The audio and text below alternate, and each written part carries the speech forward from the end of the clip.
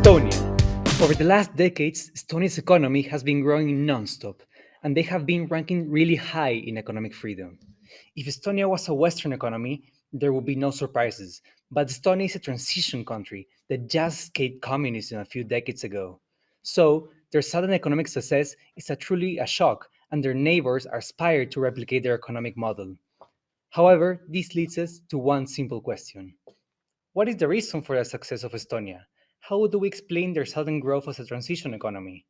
Estonia is known for their liberalism and free markets, so we suspected that institutions were the key element, specifically property rights quality.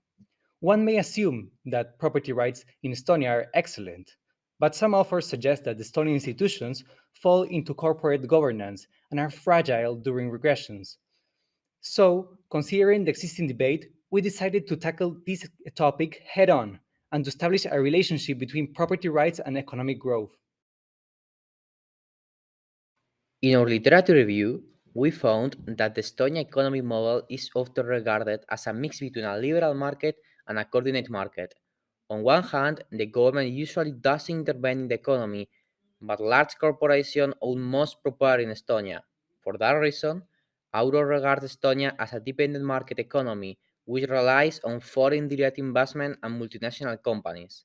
Considering this information, we decide to make an interesting spin to our topic by using foreign investment as a proxy to measure economic growth.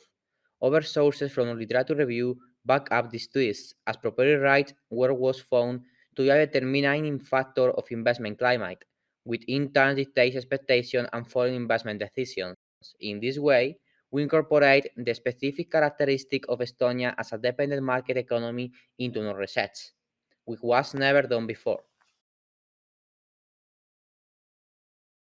Our research is framed by several theories. First, the varieties of capitalism framework that we mentioned before, which classify Estonia as a dependent market economy. Secondly, the institutional approach, which support the idea that property rights are the basis of human cooperation, providing the main incentive necessary for economic cooperation to happen, and thus being an essential factor in dictating investment climate and foreign investment. Finally, the Keynesian cross model was used to mathematically relate foreign investment with the output of an economy. This theoretical framework was chosen for two reasons. First, it allowed us to understand the characteristics of the economic model of Estonia, which made our research more accurate. And second, it allowed us to extend the impact on foreign investment to economic growth. Based on these theories, we formulated our hypothesis, which said that there was a positive relation between property rights, quality, and economic growth in Estonia. To test this hypothesis, we ran a linear regression. This statistical technique was used to assess the causal relationship between property rights and foreign investment. In other words, a way to assess if property rights cause or are relevant in determining levels of foreign direct investment.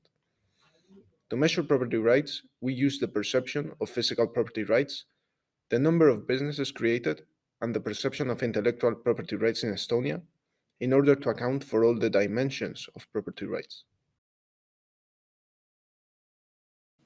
In our results, we found that the quality of property rights are indeed significant to explaining economic growth in Estonia.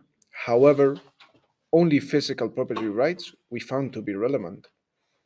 Both indicators for perception of physical property rights and number of businesses creators had a positive relation with foreign investment and thus economic growth. But on the other hand, it was surprising to discover that intellectual property rights were actually not significant to foreign investment, which diminishes their importance from an institutional point of view. Finally, we have to mention the limitations of our research. The main limitation we faced was the availability of information. We were unable to find any type of reliable information about Estonia's property rights strength and foreign investment levels previous to 2009. For instance, data on the 1990s was not available, a key period of the Estonian transition that we neglected, which means that our research was not perfect.